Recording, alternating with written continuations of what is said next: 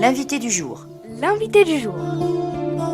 Nous évoquons aujourd'hui sur Radio Sud Grésivaudan une toute nouvelle association qui vous invite d'ailleurs à une réunion publique. Ce sera ce mardi à 18h à la salle de conférence de l'Espace Saint-Laurent. Nous sommes avec le délégué à la communication de cette association, c'est Bruno Lartiguemas. C'est bien ça ?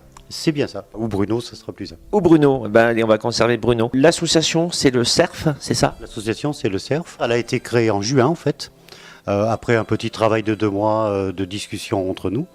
Et donc, elle existe officiellement depuis le mois de juin.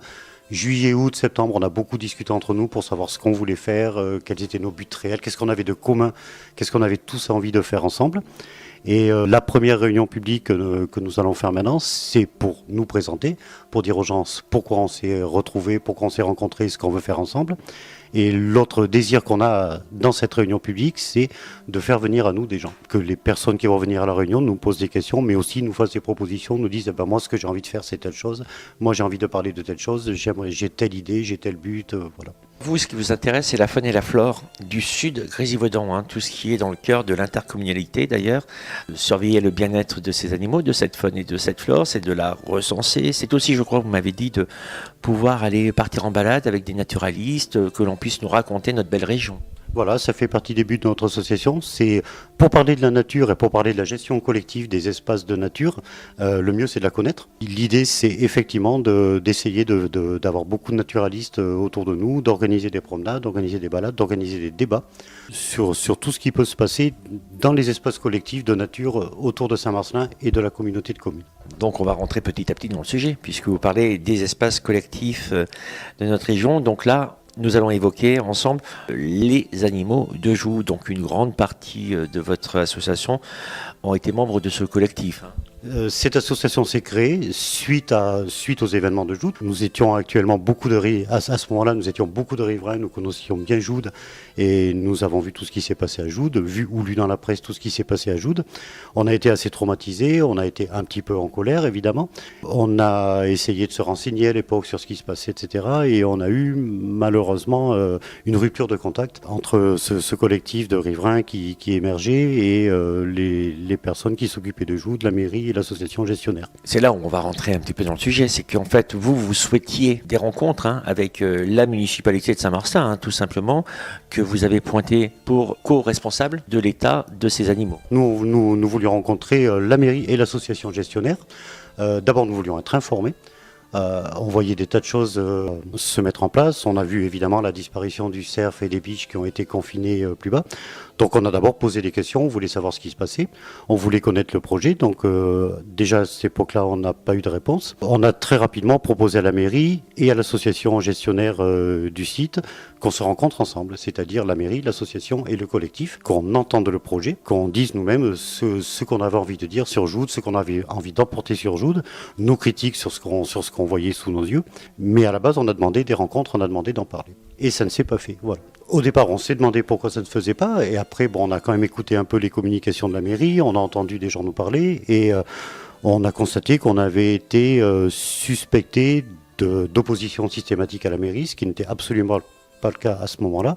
On était uniquement des promeneurs de Joude, on se connaissait tous de Joude, on se connaissait de ce lieu qu'on fréquentait régulièrement. Vous avez constaté au mois de mars, il y a un cerf qui meurt, et ça part un petit peu de là. C'est parti de là, quand le cerf est mort, on a tous été très choqués, parce que le cerf était quand même un des animaux emblématiques de Joude, les gens venaient voir ce cerf. Il a été constaté que le cerf, tous les cervidés qui avaient été mis en contrebas étaient dénutris. Et la mairie le dit aussi, donc il n'y a aucun souci là-dessus.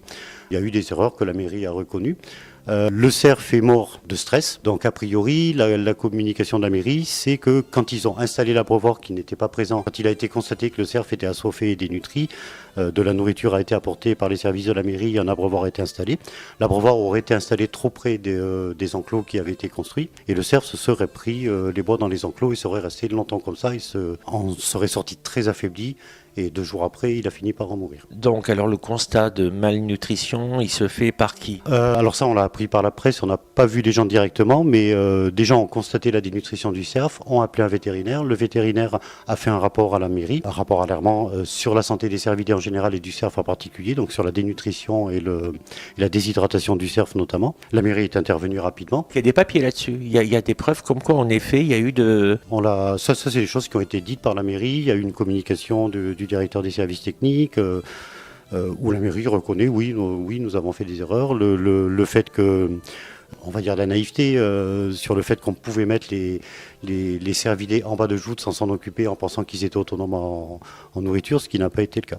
Voilà. Donc la mairie est intervenue, a reconnu ses erreurs sur le fait qu'il n'y avait pas d'apport de nourriture extérieure et qu'il n'y avait pas de point d'eau, a donc rattrapé les choses, mais malheureusement c'était trop tard, le cerf est mort 2 jours plus tard. Vous êtes d'accord quand même que la municipalité de Saint-Marcelin n'a pas envie de tuer ces animaux? On est tout à fait d'accord là-dessus. Nous, on pense qu'il y a une énorme maladresse. On sait que la municipalité ne veut pas de mal à ces animaux. Enfin, je pense qu'aucune municipalité, d'ailleurs, du sud Grésivaudan n'a envie de faire mourir des cervidés.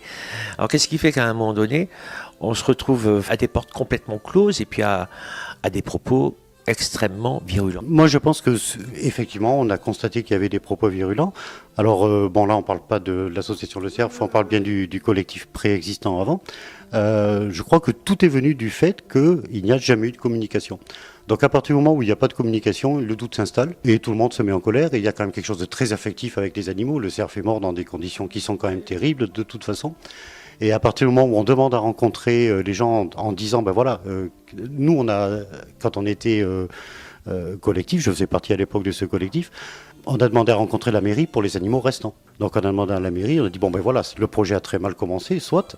On n'accuse pas évidemment personne d'avoir assassiné volontairement le cerf, ça a toujours été évident pour nous.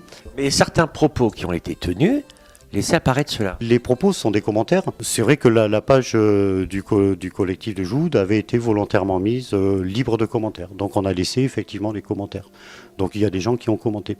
Est-ce que ça n'a pas ruiné un peu le débat? Oui, il est possible que ça ait ruiné le débat. Le problème, c'est qu'à partir du moment où il n'y a pas de débat, tout le monde reste dans son camp et tout le monde se ferme et il y a une espèce d'aigreur qui commence à apparaître et les gens se disent mais comment ça se fait que la mairie communique pas? Comment ça se fait que les gens qui sont de bonne volonté et qui disent bah, maintenant faisons en sorte que tout cela n'arrive plus et regardons comment les choses peuvent bien continuer à jouer malgré ce mauvais départ.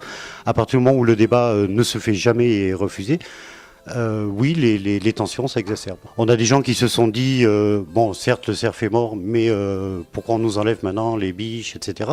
On a été long à avoir l'explication du déplacement des biches et des daims restants, par exemple. Sur la gestion collective des espaces naturels du sud Grésivaudan, il y a Vallon, il y a Joux, et après il y a quoi? Alors après, c'est tout ce qui est autour de tout ce qui est dans la Comcom, le moindre petit espace. Mais vous avez recensé déjà? On est en cours de recensement et justement l'intérêt de cette réunion, on voit quand on discute avec les gens, on a parlé avec quelqu'un de Saint-Gervais il y a pas longtemps, on a parlé avec des gens de Saint-Véran qui eux aussi nous disent bah oui, autour de nous il y a ça. On peut aller jusqu'à Cognien où il y a des balades merveilleuses. On se rend compte qu'on a une région où on peut vraiment profiter de la nature sauvage. Nous, on aimerait qu'il y ait des espaces collectifs gérés, accessibles au plus de gens possible, accessibles à pied notamment, par exemple autour de Saint-Marcelin. Tous les gens qui n'ont pas de voiture, ils ont Joude. Donc on aimerait que Joude redevienne ou soit encore plus un lieu où on a envie de se rendre, parce que c'est un lieu magnifique, parce que c'est une colline où on a une vue magnifique sur le Vercors, parce qu'il y a des plantations, parce qu'il y a des arbres, et parce qu'il y a des animaux.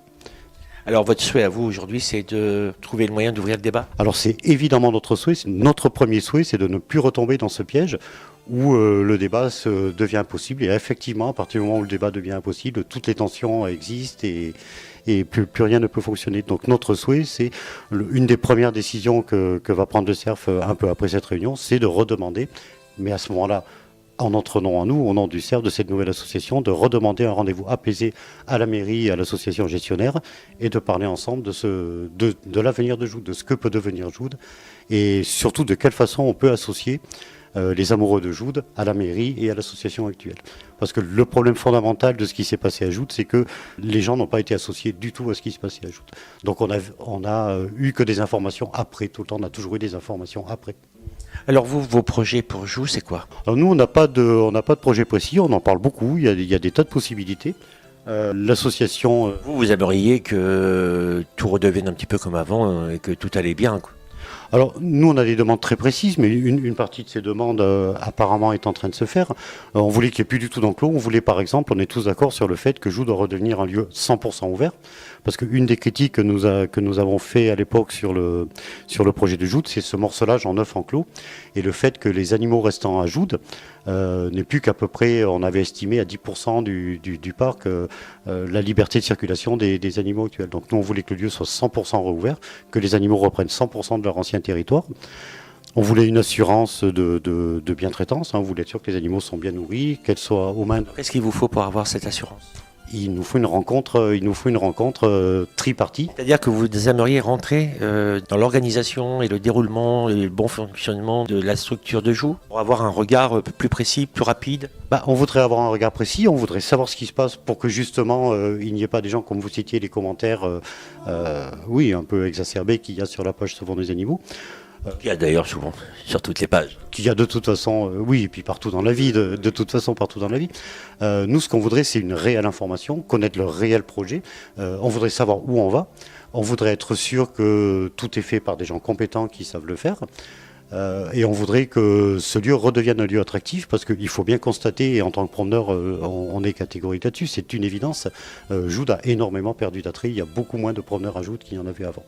On souhaite que les riverains rentrent dans le cœur du débat, et on souhaite, pour le futur, être une association qui permet qu'un débat ne s'envenime pas comme il s'est envenimé à Joux. C'est-à-dire qu'on souhaite avoir rencontré tous les gens avant, on souhaite se connaître avant, et à partir du moment où un problème se fera jour, on se connaîtra déjà. On ne sera pas tous suspectés d'être ceci, d'être cela, etc. Des deux côtés, hein. Ce qu'on souhaite vraiment, c'est que les habitants des communes environnantes se réapproprient ces lieux, donnent leur avis, et soient mis au courant de ce qui se passe. C'est-à-dire qu'on ne vous dise pas, voilà, on a fait un projet, il est ficelé, il est comme ça, il est parfait, à partir de demain, le projet sera en place de telle et telle façon. On va être au courant avant, et on se dit que quand on est au courant, si on demande l'avis des gens vont dire oui, mais je pense que, oui, mais je pense que. Les buts de notre association sont assez ouverts. Malgré tout, on reste concentré sur ce qu'on aime nous, c'est-à-dire la nature, l'environnement, les paysages, l'esthétique du cadre de vie, mais quand même centré autour des espaces de nature. Nous, on s'est donné un an pour se définir. Donc le but de cette réunion publique, c'est dans ce qui s'est passé à Joux, on s'est tourné vers des associations, on les a cherchées, on les a pas trouvées. Et on s'est rendu compte que dans le tissu associatif autour de Saint-Martin, il y avait extrêmement peu d'associations qui parlaient de nature, d'environnement, de paysage, etc. Et on s'est dit, c'est une partie des choses qui a fait que le débat s'est envenimé, c'est qu'effectivement, il n'y a pas d'associations qui ont déjà anticipé ce débat, qui en ont déjà parlé. Un de nos buts, c'est ça, on ne va pas s'occuper de tout, mais on va faire en sorte qu'il puisse y avoir débat partout et que les gens, les citoyens, comme on dit aujourd'hui, les habitants, les promeneurs, les gens habitués à fréquenter les lieux de nature, aient été consultés et pu avoir les éléments du débat et aient eu le droit de donner leur avis. C'est vrai qu'avant, on donnait quitus à un maire pour un certain nombre d'années.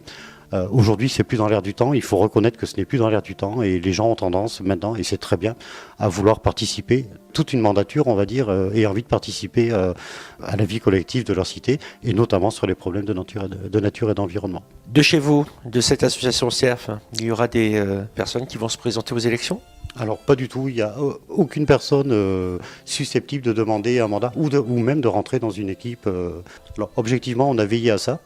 Après, si le cas s'était présenté et que quelqu'un de l'opposition était très intéressé, je pense qu'on ne l'aurait pas mis dehors non plus, évidemment. On ne peut pas non plus avoir une suspicion. Voilà. On peut très bien être élu d'opposition, on peut très bien être dans la majorité ou dans l'opposition et avoir des vues et des envies sur Joux, par exemple. Vous allez être écouté par de nombreux élus. Qu'est-ce que vous avez envie de leur dire? La première idée qui vient à l'esprit, c'est rencontrons-nous. Je crois que c'est vraiment la première chose. L'expérience de ce collectif Joux, c'est ça, c'est de se dire, mais c'est incroyable, on ne s'est jamais rencontrés. Et pourtant, on a demandé, on a envoyé un mot au maire en pointant un certain nombre de choses, on lui a envoyé un mot personnel. On a toujours attendu, on pensait vraiment qu'on serait reçu. C'est une grosse déception parce que la situation nous a échappé indirectement parce que le fait qu'on n'ait jamais pu rencontrer personne, on a été cantonné à une opposition systématique. Et c'est très malheureux parce qu'on avait beaucoup de choses à dire et justement on a été très malheureux de cette situation, des accusations qui ont été portées contre nous, etc. Alors qu'on n'était vraiment pas là-dedans, on était inquiets, on était triste de la mort du cerf, on était triste du fait que la préfecture ait demandé à la mairie de retirer les daims restants. Et on voulait vraiment qu'on arrête quelque chose qui pour l'instant était très mal parti et qu'on le repense. Et on pensait vraiment être reçu et pouvoir avoir le droit de repenser avec la mairie ce projet, de participer à une réflexion sur le projet total. Ce sera ce mardi soir à 18h à l'Espace Saint-Laurent, salle des conférences, où vous allez accueillir donc toutes les personnes qui souhaitent vous rejoindre, ou en tout cas connaître le projet. Nous entendre, connaître notre projet et apporter leurs propres souhaits, leurs propres désirs, leur propre énergie pour participer à un embellissement de nos villes et au maintien des espaces naturels, à une gestion collective et partagée de tous les espaces naturels collectifs dans cette communauté de communes et de pouvoir discuter avec tout le monde et pour pouvoir créer ensemble des projets communs plutôt que d'être en confrontation permanente. Merci beaucoup Bruno Lartigmas d'être venu à notre micro. Je pense qu'on aura l'occasion de se revoir de toute évidence sur Radio Sud Grésivaudan et de vous donner bien sûr la parole sans aucun problème. Merci beaucoup. Merci à vous.